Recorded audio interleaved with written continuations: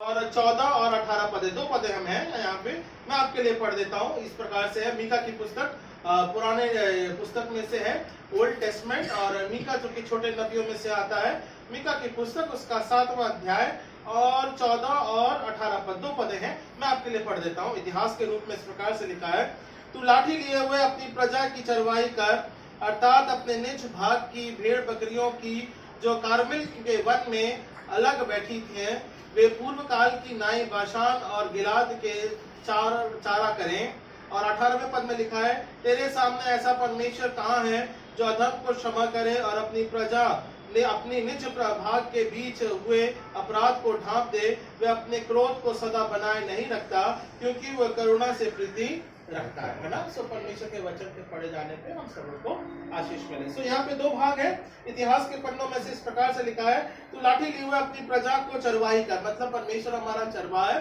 और उस समय के दौरान जब मिस्र देश के रूप में जब वो बंधुआई में थे, जब वो आए, वो निकल कर आए, 39 दिनों के तहत बहुत सी चीजों का उन्होंने सामना किया या परमेश्वर के विरोध बलवा किया। और अब ये जो यहाँ पे मीका जो बोलता है कनान देश में जाने से पहले, वो इस बात को इतिहास के रूप में रखता है कि परमेश्वर जो की है क्षमा के द्वारा अगुवाई करने वाला परमेश्वर है, दोबारा फिर से हमारे जीवन को बसाने वाला वही परमेश्वर है। और मीका की पुस्तक अब क्या बोलता है, परमेश्वर ने उनके निज पापों को ढांक दिया है और उसकी चरवाई निरंतर हमारे साथ बनी रहती है, अर्थात अपने निज भाग की भेड़ बकरियों की जो कार्मेल के वन में अलग बैठती है ना। कार्मेल के वन में अगर हम देखा जाए, कार्मेल का वन जो है वो इस बात को प्रकटीकरण करता है कि परमेश्वर दोबारा फिर से उनको वहां पे मिलने आता है ना, दोबारा फिर से उन्हें बसाने के लिए प्रेरित करता है। जिस कनान देश में उनको परमेश्वर ने बसाया, फिर उसके बाद में विरोध हुआ, फिर उनको वहां से बंधुआई के रूप में निकाले गए, और फिर उसके बाद में उनको वन में भेजा गया, या फिर उसे कहते थे ना कि भाई कई बंधुआई के समय के रूप में उन्हें दोबारा फिर से वहां उस जगह पर ठहराया गया। तो कार्मेल का वन इस बात का प्रतीक है कि परमेश्वर अपने जीवन के तहत वहां पे दोबारा फिर से उनको भेंट करता है। सो कार्मेल इस बात का प्रतीक है। सो कार्मेल का वन जो है वो वहां पे परमेश्वर की मुलाकात का समय है, या परमेश्वर हमारे पापों को ढांपने का समय है, या परमेश्वर के साथ दोबारा फिर से संगति करने का समय है। इसलिए कार्मेल का वन बहुत मुख्य रूप से वहां पे कार्य करता है, ताकि लोग परमेश्वर को वो जाने और दोबारा फिर से उसकी संगति में बने रहने पाए। सो कार्मेल का वन इस बात का यहाँ पे हम देखने पाते हैं, जहां परमेश्वर उनकी चरवाही दोबारा करता है। तो पूर्व काल की नाई बाशान और गिलाद के चारा करेंगे। वो दोबारा फिर से कनान देश के उन वादी पहाड़ियों से द्वारा जिस प्रकार से वो निकलता है बाशान और गिलाद के रूप में, वहां से वो निरंतर परमेश्वर के द्वारा अगुवाई के रूप में दोबारा फिर से वो कनान देश में प्रवेश करने पाएंगे। तो ये ऐतिहासिक घटनाएं हैं, एज ए हिस्टोरिकल पार्ट। और अभी भी वो देश, जंगल है, वन है, और तमाम जो रास्ते हैं वो उस प्रकार से प्रकटीकरण को रखते हैं या परमेश्वर की चरवाही के बारे में बताते हैं। यहाँ पे मुख्य बात क्या लिखा है परमेश्वर के जीवन के रूप में, 18वें पद में लिखा है, तेरे समान ऐसा परमेश्वर कहाँ है ना। ये मुख्य बात है, आज हमारा मनन करने का विषय है परमेश्वर की दया के बारे में, उसकी करुणा के बारे में। The grace of the Lord यहाँ पे इस प्रकार से लिखा है, इस बारे में हम विचार पे मनन करते हैं। तेरे सामने ऐसा परमेश्वर कहाँ है जो अधर्म को क्षमा करे और अपने निज भाग के बीच में के अपराध को ढांप दे, है ना। सो परमेश्वर हमारा दयावान परमेश्वर है, उसके द्वारा हमारे जीवन में अगुवाई होती है। The grace of the Lord give us the life, हमको एक जीवन मिलता है। और परमेश्वर क्या करता है, जो अधर्म को क्षमा करे और निज भाग के बीच बचे हुए के अपराध को ढांप दे, मतलब परमेश्वर हमारे पाप अपराधों को ढांप देता है। वो दोबारा फिर से इस बातों को नहीं मानता या सुनता नहीं है कि हाँ भाई तू अपराधी है, ये है, वो है, इस प्रकार से नहीं। अब तू मेरे लिए मेरा पुत्र है, मेरा बेटा और बेटी है, मैं तुझे क्षमा के द्वारा ग्रहण करता हूँ। मतलब कि हमको हमारा आपके जीवन को वो क्या करता है, अपनाता है। तो ये परमेश्वर की दया है, इस ग्रेस के बारे में है, जो कि उसकी दया हमारे जीवन के ऊपर बनी रहती है।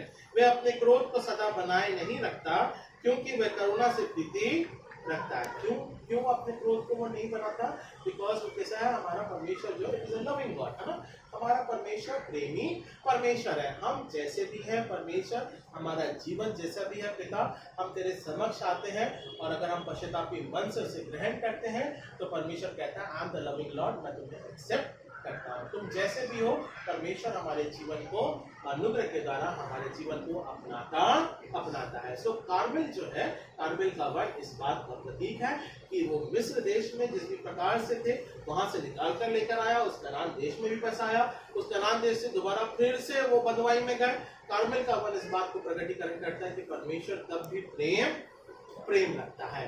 तो प्रेम इस बात को कि वो सदा काल से हमारे जीवन में प्रेम रखता है, चाहे वो प्रभु यीशु मसीह के जीवन से हो, प्रभु यीशु मसीह के पुनरुत्थान से हो, 40 दिन के इन समयों के द्वारा हो, और आज के 2024 में भी हो। परमेश्वर का प्रेम एक समान रहता है। तो मन के रूप में या फिर हम परमेश्वर की दया के बारे में इस बात को देखने पाते हैं, परमेश्वर का प्रेम हर समय हर युग में एक समान बना हुआ है, या क्षमा के द्वारा या दया के द्वारा प्रकटीकरण हुआ है। तो इस बात को हम मीका की पुस्तक के ऐतिहासिक रूप में इस बात को देखते हैं। तो परमेश्वर की दया कैसे बनी रहती है हमारे बीच में, ये हम पहली बार तीतुस की पुस्तक उसके 3 अध्याय और 5वें पद में हमें सीखने को मिलती है।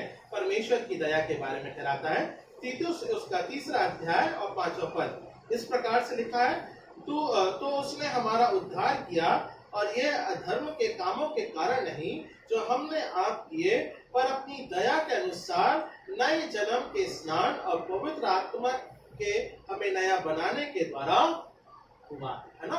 सो परमेश्वर की दया कैसी है हमारे जीवन के ऊपर, ये कोई धर्म के काम नहीं है हमारे, या फिर हमारा जीवन इस लायक नहीं है, पर ये परमेश्वर की दया है ना। इजराइलियों के मध्य में परमेश्वर की दया रही, दोबारा परमेश्वर उनके जीवन को बसाता है। 2024 में भी परमेश्वर की दया घर, परिवार, जीवन के रूप में, इन 40 दिनों के फलन के रूप में एक समान बनी हुई है कि वो हमारे अपराधों को क्षमा के रूप में देखता है, और आज भी उसकी दया प्रेम के द्वारा प्रकटीकरण होती है। और क्या लिखा हुआ है, पर अपनी दया के अनुसार नए जन्म के स्नान और पवित्र आत्मा के हमें नए बनाने के द्वारा हुआ है ना। सो पवित्र आत्मा हमारे जीवन में एक नए रूप में हमारे जीवन को बदलता है, या फिर हम कह सकते हैं धो के, साफ करके, शुद्ध करके हमें क्या बनाता है, दया बनाता है। मतलब हम रोज बर रोज मसीह के जब वचन के रूप में जब हम बढ़ते हैं, या वचन के ऊपर जब हम मनन करते हैं, तब हम क्या होते जाते हैं, नए होते चले जाते हैं। जीवन में हम परमेश्वर की अगुवाई में बढ़ते जाते हैं। सो ये वचन के द्वारा हो नहीं पाता है जो परमेश्वर की दया है। ये हो गई पहली बात। दूसरी बात, परमेश्वर की दया कैसी है, भजन संहिता 108 और उसके 4 पद में लिखा है, क्योंकि तेरी करुणा आकाश से ऊंची है और तेरी सच्चाई आकाश मंडल तक है ना। परमेश्वर की दया कैसी है, आकाश से भी ऊंची है और आकाश मंडल तक।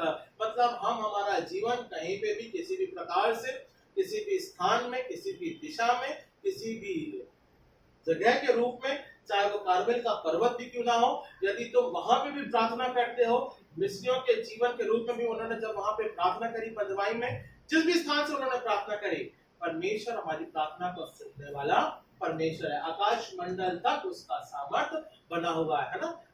अगर हम देखें मुस्लिम लोगों का, अगर हम देखें तो वो केवल उसके तरफ प्रार्थना करते हैं जहां मक्का का दिशा होती है, बिना उसकी दिशा के वो प्रार्थना कहीं पे भी कैसे भी बैठ के नहीं प्रार्थना करते। जिस स्थान से उनको मक्का का दिशा दिखती है, उस हिसाब से वो प्रार्थना करते हैं, है ना। सो परमेश्वर का वचन हमको और आपको स्वतंत्र करता है। हमारे लिए प्रभु यीशु मसीह एक केंद्र बिंदु रहा, और हम और आप उसके प्रार्थना में जुड़ने पाते हैं, और हम जैसे भी हैं और जिस दिशा में भी हैं, अगर हम प्रार्थना करते हैं, परमेश्वर की दया हमारे जीवन के ऊपर बनी रहती है, क्योंकि हमारा परमेश्वर आकाश मंडल से भी ऊंचा है। सो हमारे लिए कोई दिशा निर्धारित नहीं है। हम जिस भी स्थान से, जिस भी परिस्थिति में है, जिस भी जरूरत में है, जिस भी हमारे जीवन के हमारे जो उतार चढ़ाव है, हम अगर प्रार्थना करते हैं तो परमेश्वर की दया उसी प्रकार से हमारे जीवन के ऊपर बनी रहती है। ये दूसरी बात हो गई। तीसरी बात क्या लिखता है, विलाप गीत में लिखता है, सॉन्ग्स ऑफ सोलोमन में लिखेगा, उसका 3 अध्याय और 22वें पद में लिखा है, हम मिट नहीं गए, ये यहोवा की महाकरुणा का फल है, क्योंकि उसकी दया अमर है, प्रति भोर वो नई होती रहती है, तेरी सच्चाई महान है ना। परमेश्वर की दया कैसी है, प्रति भोर वो हमारे जीवन के साथ में नई होती जाती है। हम सभी लोग अपने जीवन के रूप में जब जाते हैं, दौड़ते हैं, कार्य करते हैं, रोज एक नया चैलेंज हम फेस, है ना, हमारे संसारिक जीवन में जिस भी प्रकार से रहता है हम नए तरीके से, नए कार्यों के रूप में, नए चैलेंजेस के रूप में हम आगे कार्य को करते हैं। हम रुकते हैं, भैया मैं डर गया, मैं स्थान में अभी जॉब नहीं करूंगा, बदल दूंगा, ऐसा वैसा कुछ नहीं। हम वो चैलेंज को फेस करते हैं, हम उस चैलेंज के ऊपर सामर्थ्य के द्वारा कार्य करते हैं और वो कार्य में फिर परमेश्वर हमें सफलता प्रदान करता है। सो परमेश्वर की दया इस प्रकार से कि आपको वो सफल बनाने की प्रेरणा देता है, आपको वो सफल बनाने की अगुवाई करता है। सो किस प्रकार से हम सफल होते हैं? रोज ब रोज प्रति भोर परमेश्वर की दया और उसकी करुणा हमारे जीवन के साथ में नए चैलेंज को फेस करने के लिए बनी रहती है। और चौथी और अंतिम बात भजन संहिता 103 और उसके 17वें पद में लिखा है, परंतु यहोवा की करुणा उसके डरवैयों पर युग युग और उसका धर्म उसके नाते पोतों पर भी प्रकट होता है ना। सो परमेश्वर की दया कैसी है?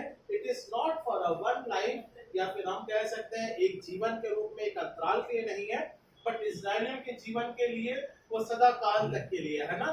दे are set to be born free, तो मतलब परमेश्वर ने उन्हें आजादी दी है। परमेश्वर ने किसी भी प्रकार से भी उन्हें बंधुआई में दोबारा नहीं रखा है। आज के समय के दौरान भी भले ही छोटा सा देश है, चारों तरफ से घिरा हुआ है, चाहे वो फिलिस्तीन हो, गाजा हो, चाहे किसी भी प्रकार से सीरिया हो, किसी भी प्रकार के हो, परमेश्वर की दया जब उस देश के ऊपर बनी हुई है तो कोई भी उसके ऊपर विजय प्राप्त ही नहीं कर सकता। एक बार उसने आजाद कर दिया मतलब कर दिया। उसकी दया जो है वो सदा जो 3000 साल पहले ही हो गया है ना। सो परमेश्वर की दया, बहुत छोटा सा देश है ना, बहुत छोटे से लोग हैं, थोड़े से लोग हैं, पर उसमें जो ताकत है वो कोई भी उन्हें हरा नहीं सकता है ना। और they are the one of the biggest diamond merchant है ना।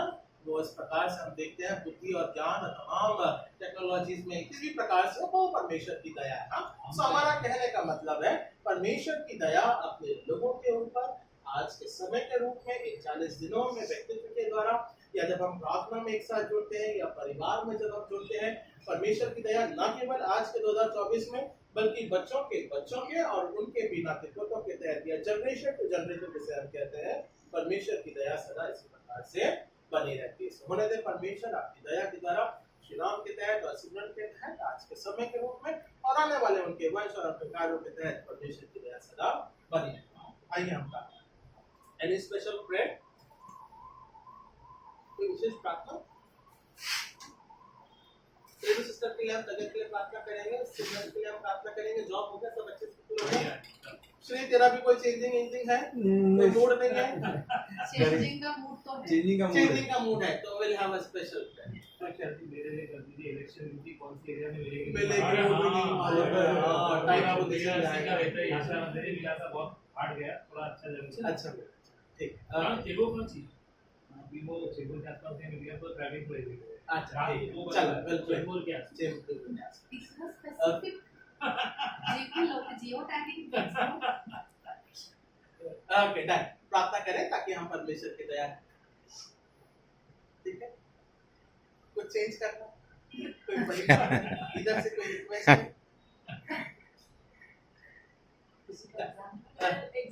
एग्जाम है, मैं बोलूँगा आज एग्जाम, ठीक है डन। ओके बिल्कुल। अच्छा रिया का क्या है? उसका प्लेजर होगा। अच्छा, थैंक यू हो बोलो। गया, प्रमोशन हो गया। ओह वेरी गुड, ठीक है, ओके ग्रेट।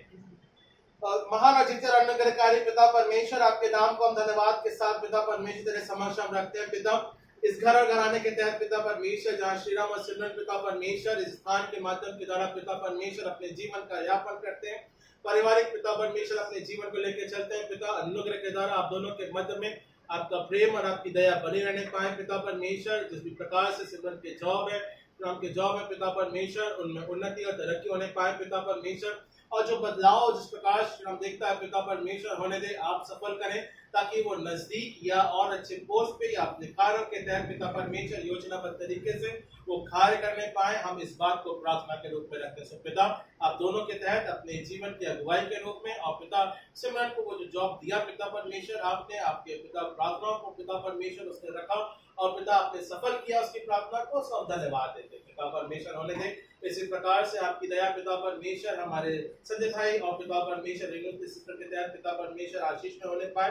उनके जॉब और कार्यों के तहत, जिम्मेदारियों के तहत और पिता परमेश्वर इन सिस्टर के हेल्थ और पेटिशन के तहत अनुग्रह के द्वारा आप अगुवाई करें, संभालें और अपने प्रभुत्व में रखें। और आपकी दया पिता परमेश्वर परिवार के तहत पिता परमेश्वर बनी रहने पाए। हम रिया के लिए प्रार्थना करते हैं पिता, उसके नए अप्रेजल, उसके नए पोस्ट के लिए पिता परमेश्वर आपने अनुग्रह के द्वारा उस बेटी के तहत इस उम्र के रूप में पिता परमेश्वर आपने अगुवाई करी, बढ़ाया है और अपने प्रभुत्व में रखा और उसका जन्मदिन पिता परमेश्वर रहा और पिता परमेश्वर आपने संभाला और आप पिता परमेश्वर जुगाने योग्य परमेश्वर है। सो आपकी दया इसी प्रकार से पिता बेटी के तहत बनी रहने पाएंगे। हम प्रार्थना करते हैं पिता परमेश्वर भाई रवि के लिए पिता परमेश्वर और पिता सिस्टर के लिए पिता, उनके कार्य, उनके जॉब, उनके टिशंस और पिता परमेश्वर उनकी जिम्मेदारियों के तहत आप अनुग्रह के द्वारा अगुवाई कर, संभाल और अपने प्रभुत्व में रख। हम प्रार्थना करते हैं पिता खुशी के लिए, उसके एग्जाम्स के लिए पिता परमेश्वर बुद्धि और ज्ञान का देने वाला तू ही सामर्थ्य परमेश्वर है और पिता आपकी दया पिता परमेश्वर आपके रवैयों के ऊपर सदा बनी रहने पाए। सब इस बात को हम प्रार्थना के रूप में ठहराते हैं। हम प्रार्थना करते हैं पिता परमेश्वर भाई गौरव के लिए पिता परमेश्वर, उसके आने वाले समय के दौरान इलेक्शन की ड्यूटीज है पिता, और वो पिता परमेश्वर प्रार्थना में विनती रखता है कि चेंबूर के आसपास उन समयों या इलाकों के तहत पिता परमेश्वर बना रहने पाए जहां पे पिता परमेश्वर बड़ा आसानी से वो अपने कार्यों को पूरा करने पाए। सो उसकी मन की इच्छा पिता परमेश्वर होने दे, आपकी दया के द्वारा पिता परमेश्वर ये पूरी होने पाए, इस बारे में हम प्रार्थना करते हैं। सो उनके घर घराने के तहत, बच्चों के तहत पिता आपकी दया ठहरने पाए। हम प्रार्थना करते हैं पिता परमेश्वर इस प्रकार से पहचान है मानो पिता परमेश्वर जिनकी है अनुग्रह के द्वारा पिता परमेश्वर बनी है, आप उनकी आशीष में, अपने अनुग्रह में, अपनी दया में रखें। और पिता परमेश्वर भाईचंद भी पिता परमेश्वर जब ट्रैवल करते हैं, जब वो अपने घर वालों से मिलते हैं, पिता परमेश्वर होने दे हर एक विवाह के कार्यक्रम और जिम्मेदारियां और कार्य पिता परमेश्वर मसीह के नाम से पूर्ण होने पाए, किसी बात की कोई कमी घटी ना हो। हम इस बात को प्रार्थना के रूप में कराते हैं। हम प्रार्थना करते हैं भाई स्टैनली के लिए पिता परमेश्वर, उनके कार्य योजना और पिता परमेश्वर हमारे सिंह साहब के तहत पिता परमेश्वर आपकी दया बड़ा अनुग्रह दोनों के तहत पिता परमेश्वर उनके पारिवारिक जीवन और साथ ही साथ उनके जीवन के कार्यों योजनाओं के तहत पिता परमेश्वर बने रहने पाए। और तो दया का सागर है पिता परमेश्वर, आज के समय के दौरान हम सब जब परिवार पिता परमेश्वर मिलता है, कलीसिया मिलती है पिता, इस प्रेम को जब बांटते हैं पिता परमेश्वर और कहते हैं मीका की पुस्तक के अनुसार कार्मेल का वो वन पिता परमेश्वर एक बात को पिता परमेश्वर मसीह संगति के बारे में ठहराता है या परमेश्वर की दया के बारे में ठहराता है या परमेश्वर की दोबारा फिर से अपने लोगों के प्रति अपने चरवाही के बारे में ठहराता है। होने दे पिता परमेश्वर आपकी चरवाही इसी प्रकार से पिता परमेश्वर घराने के तहत आज के समय और इन 40 दिनों के विषय के रूप में पिता परमेश्वर सदा सदा बनी रहने पाए। होने दे पिता आपका प्रेम इस प्रकार से अपने परिवार के लिए प्रार्थना करते हैं, हर एक के लिए पिता परमेश्वर सदा बना रहे। उद्धारकर्ता प्यारे बेटे प्रभु यीशु मसीह के नाम से मांगते हैं, सुने कबूल कीजिए इस प्रार्थना विनती को, आमीन। उसी में उसके पापा के जो बॉस है ना, वो खुशी मतलब उनका जॉब करती है फ्रीलांस, वो खुशी को देते हैं, खुशी करती है मतलब जो जॉब है, तो खुशी के जो फर्स्ट इनकम आया उसका उसके 10वां अंश चर्च में डालने के लिए रखा, बट एग्जाम फीस दे वो आई नहीं, तो गौरव भाई साहब ये बैठा चर्च ग्रुप में या पर्सनल कहाँ भी मैं डालती हूँ, वो एनवेलप दे देना, एनवेलप दे देंगे आपको, एनवेलप में डालना है, एनवेलप बनाया है तो जीपे कर दूंगी तो चलेगी, वो भी चलेगा, जीपे वो 10 पार्ट वो अपना डालना है, नो क्योंकि अच्छा मतलब उससे विद इन फ्यू आवर्स अंदर अच्छा इनकम बॉस है ना पास उनका काम खुशी, तो ये मतलब ये सब ये तो मुमकिन नहीं है, सिर्फ जीसस ही कर सकते हैं। Yes yes all the best. तो वो एक उसके ऊपर जरूर दुआ करिएगा अभी करते हैं, क्योंकि कैसा है पास्टर साहब पैसे के साथ साथ ना वो लेडी बहुत चीज सीईओ, तो खुशी को उससे बहुत कुछ सीखने मिला, क्योंकि 2 दिन वो कंटिन्यू इसके साथ and she earned a good income with in मेरे ख्याल से 2 डेज, जिसमें उसने 2-2 घंटे ही काम किया, rest of the time she was studying. तो उसके ऊपर दुआ करेगा पास्टर साहब। मैं इसलिए बोला था मैं ये किया मैंने ऐसे तो स्पेशल है तो बोलो नहीं, मैंने सोचा कि मुझे धन्यवाद के लिए आना ही था, तो मैं यहीं पे कर देती हूँ। ओके जी ठीक है, ओके विल प्रे। हम एक और प्रार्थना खुशी के लिए करते हैं। अनुग्रह के द्वारा पिता परमेश्वर जो हमारा संभालने वाला परमेश्वर है और पिता बड़े आनंद और धन्यवाद का विषय रहा, जहाँ पिता परमेश्वर आपको खुशी दे, आपके जीवन के तहत अगुवाई करे और पिता परमेश्वर वो जो कार्य देखती है अपना पिता परमेश्वर जो पिता परमेश्वर की जिम्मेदारियों के तहत आता है और पिता परमेश्वर वो खुशी से अपने कार्य को पूरा करती है। सब इस बेटी के तहत आपकी दया के लिए और पिता आगे बढ़ने के लिए भविष्य में पिता अनुग्रह के द्वारा आप इसके साथ हो पिता, इस बारे में प्रार्थना करते हैं आप अगुवाई करें और पिता परमेश्वर जो दान जो अंश जो भेंट पिता अपनी कमी कटी में से और अपने प्रेम से पिता परमेश्वर उदारता से दिया है, हम इस बात को भी धन्यवाद के रूप में दया सागर है अनुग्रह के द्वारा हमारी अगुवाई का संभाल और करता प्यारे बेटे प्रभु यीशु मसीह के नाम से मांगते हैं आमीन। आइए हम प्रभु की प्रार्थना बोलेंगे। हमारे बाप जो आसमान पे है, तेरा नाम पाक माना जाए, तेरी बादशाहत आए, तेरी मर्जी जैसे आसमान पर पूरी होती है ज़मीन पर भी हो। हमारे रोज़ की रोटी तू आज हमें बख्श दे और जिस प्रकार तुमने हमारे कसूरवारों को माफ़ किया है हमारे कसूरों को माफ़ कर, हमें आज़माइश में न डाल बल्कि बुराई से बचा, क्योंकि बादशाह कुदरत और जलाल हमेशा तेरी ही है। आमीन। हम आशीष ग्रहण करेंगे। अब हमारे परमेश्वर पिता का प्रेम, प्रभु यीशु मसीह का अनुग्रह, पवित्र आत्मा की संगत में सर्वाधिकता अब से लेकर हम सब के साथ में मसीह विश्वास के रूप में घर परिवार और कलीसिया के तहत आशीष युग बनी रहने पाए। आमीन। सो सबको जय मसीह की, जय मसीह की, जय मसीह की, जय मसीह की। गॉड ब्लेस यू भाई। 1 2 3 आप लोग के जॉब और पढ़ने के लिए गाना श्रीराम बढ़िया तेरे नया तेरा ट्रांसफर हो गए। जय मसीह की भाई साहब। जय मसीह की रवि, बहुत बहुत चांद साहब जय मसीह की, जय मसीह।